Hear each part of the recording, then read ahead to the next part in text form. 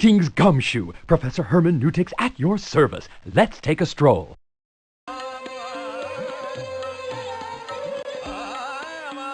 Buddhism began in India, and this is as far west as it traveled.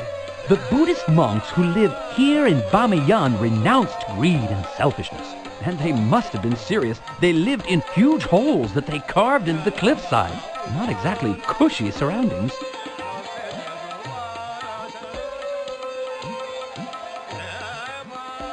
The statues here were built by Buddhists, but today nearly everyone in Afghanistan is Muslim. Of course, like other religions, Islam has several variations, and like many countries, Afghanistan has different ethnic groups. So you have one basic religion, but many different kinds of Afghanis.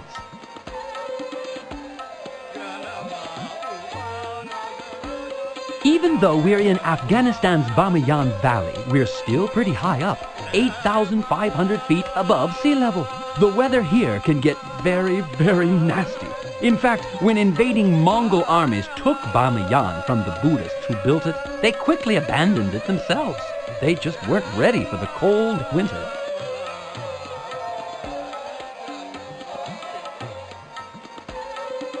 Afghanistan has been invaded over and over throughout history. You could argue about why, but there's one basic reason. It's in the middle. Whoever controls it controls east-west travel and trade in Asia. And when you control the trade, you control the wealth.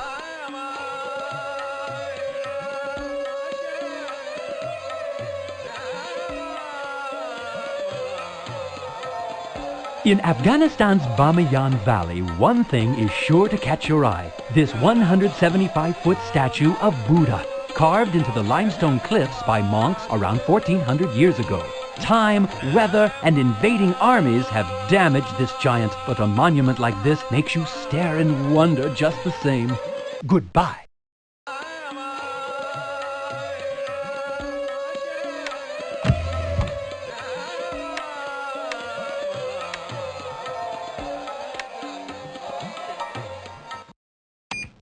(916 便はただいま日本に向けて出発いたします。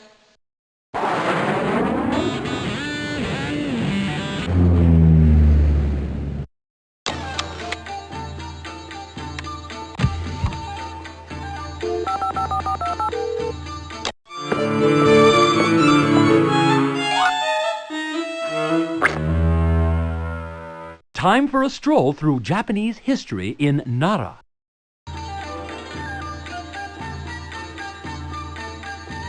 This region is the cradle of Japanese civilization. Nara was the first permanent capital of Japan, and the surrounding hills are scattered with historical sites such as ancient temples and emperors' houses. Oh, it's so fascinating. You could spend weeks exploring, but then you've got something else to do, I suppose.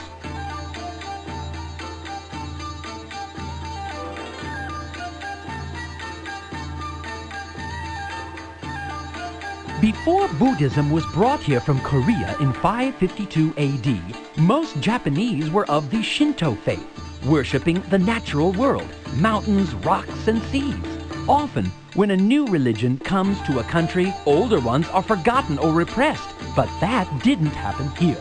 In fact, many Japanese practice both faiths. Intriguing, don't you think?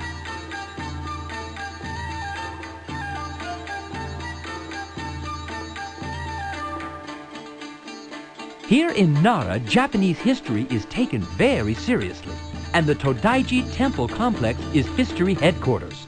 If you're looking for precious, ancient Japanese art, you'll find more of it here than anywhere else.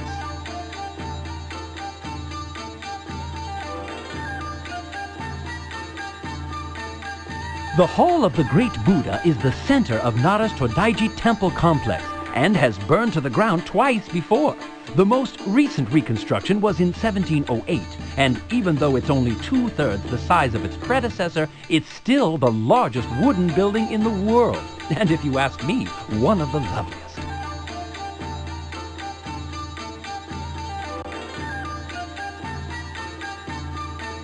This region is the cradle of Japanese civilization. Nara was the first permanent capital of Japan, and the surrounding hills are scattered with historical sites such as ancient temples and emperors' houses. Oh, it's so fascinating, you could spend weeks exploring, but then you've got something else to do, I suppose. Goodbye.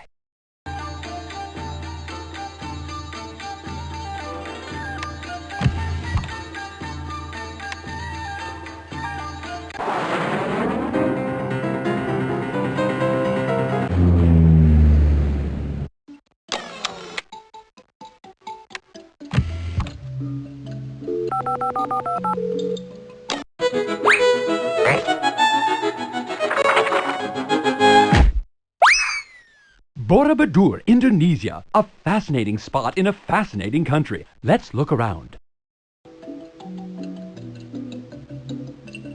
Indonesia is a vast country with hundreds of languages and many forms of religion. But there are two main faiths: Islam, practiced here on Java and throughout most of the country, and Buddhism, which still dominates the nearby island of Bali. If you want to understand a country's people, learn about their religion.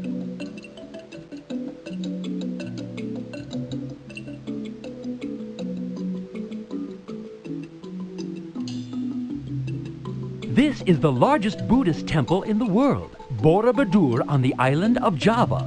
The temple was historic even in 794 AD when it was built. Its thousands of intricate carvings show episodes from the life of Gautama Buddha, a man who lived 1,000 years before the builders. There are layers of history here, and that's why I love it.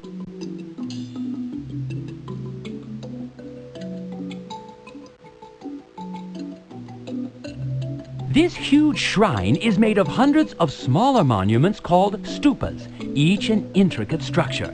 The stupa's square bases are topped by domes with statues of Buddha behind cutout windows. It all represents the search for enlightenment, which is, simply put, the central goal of Buddhism.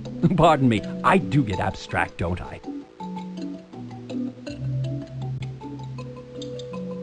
The most amazing thing about Borobudur is how it all comes together as a whole.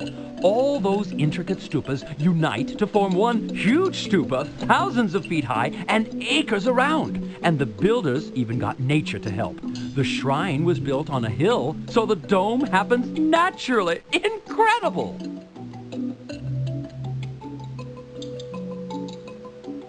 "2,500 years ago, far from here in central India, the Buddhist faith emerged from the teachings of Gautama Buddha." That's a statue of him behind me. Fine-looking chap. Some Buddhists believe that doing good deeds is a way to enlightenment, and making an image of Buddha is a good deed. There are more than 700 Buddha statues here. That's a lot of good deeds. Goodbye.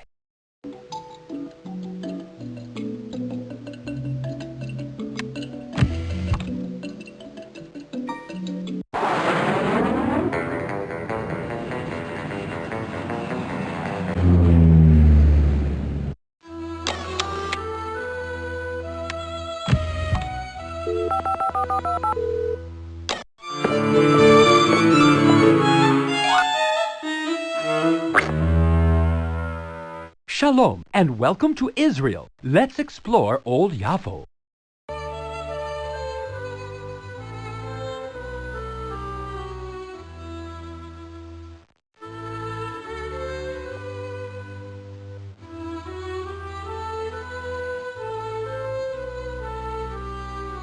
Yaffo is one of the oldest ports in the world. How old is it, you ask? Old enough that it shows up in Greek mythology and in both testaments of the Bible. In short, quite old.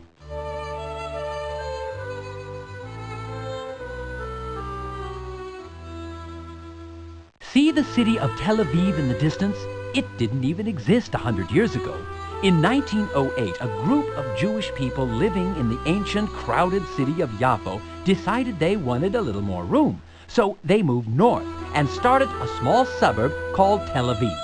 Now Tel Aviv is Israel's largest city, and Yaffo is just one small section of it.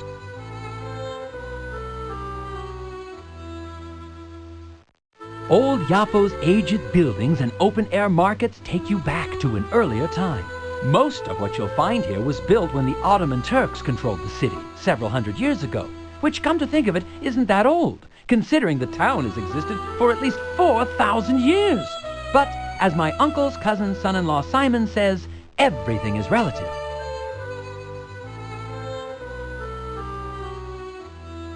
Israel is a country both ancient and new. In 1948, the modern Jewish state of Israel was born. Much of ancient civilization and 3 of the world's major religions trace their roots back to this area. Goodbye.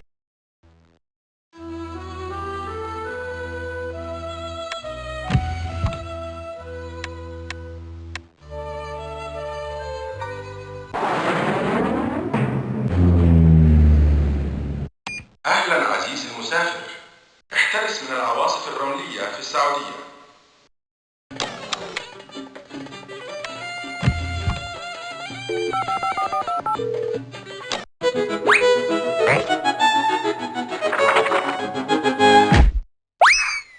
Hello there. Let's take a jaunt around Jeddah. Saudi Arabia is a fairly new country in a very old place. The Arabian Peninsula has been inhabited since before history, but the Kingdom of Saudi Arabia only dates back to the 1930s, when a military leader named Ibn Saud united several regions and different Arab tribes into one nation. Then he declared himself king, and it's been a kingdom ever since. Almost all Saudi Arabians practice Islam. One of the 5 pillars of Islam requires that all Muslims travel to Mecca, the Prophet Muhammad's birthplace, at least once in their life. Mecca is just 45 miles away from here. So if you're in Jeddah and you're Muslim, there's no excuse not to make the trip.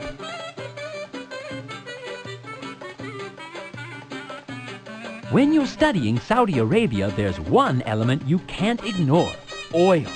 This was a land of nomads when oil was discovered, and is now one of the wealthiest nations in the world. Saudi Arabia now produces 20% of the world's oil.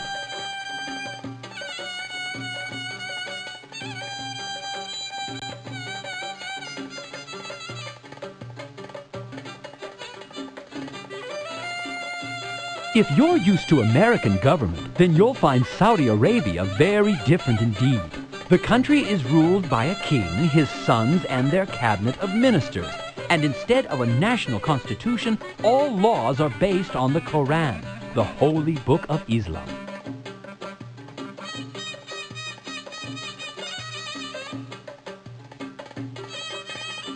Jeddah is one of Saudi Arabia's wealthiest and most populous cities.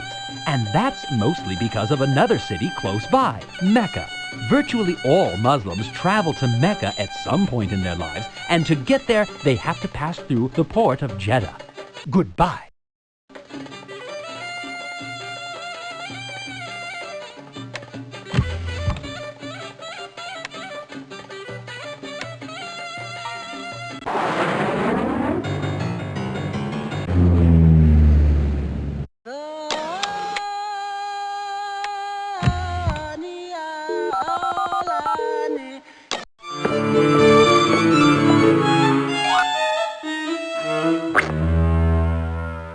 Let's adjust to Kathmandu's altitude by ambling about.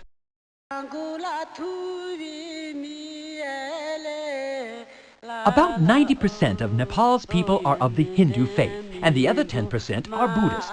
But those numbers don't tell the whole story, because Buddhism mixes with Hinduism in many ways here. The more closely you study it, the more interesting it becomes.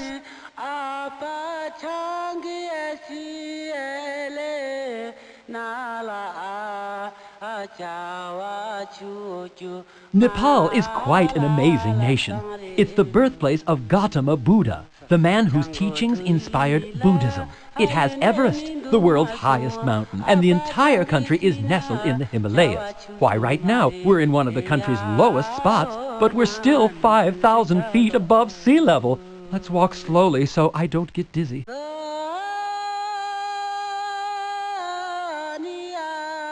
Here's the house of the living goddess, a little girl known as Kumari Gar.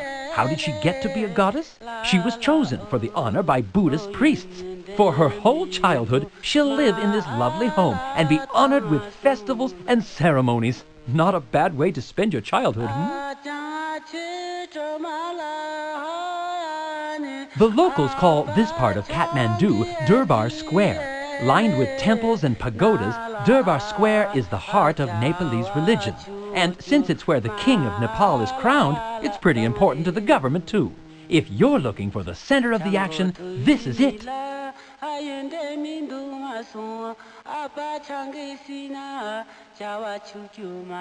Here's Maju Deva, a temple to the Hindu god Shiva. Don't you just love those roofs? Some religions believe in just one god, but not Hinduism. Thousands of different gods appear in Hindu legends, and Shiva is one of the most important. Goodbye.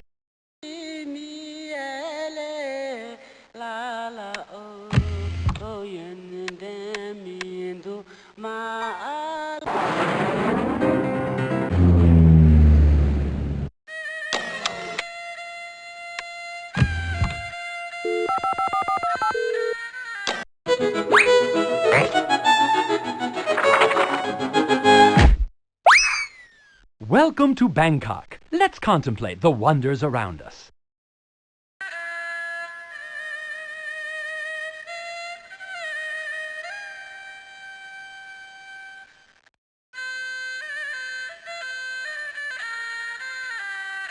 This entire building complex is the Grand Palace, home of Thai kings since Rama I in 1780. Back then, the king had dozens of wives, and they all lived within these walls with their children and servants. Royal daughters stayed here for life, but sons left when they became teenagers. Only one adult male was allowed inside, the king. After all, he made up the rules.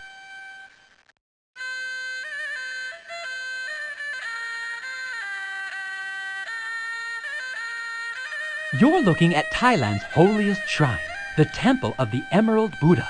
The Buddha statue inside is really carved from jade, not emerald, and no one knows who carved it. Back in the 15th century, lightning struck a tiny pagoda in northern Thailand, cracking it open and revealing the 2-foot-tall sculpture. Now it sits atop a huge gilded throne, presiding over elaborate religious ceremonies all year long.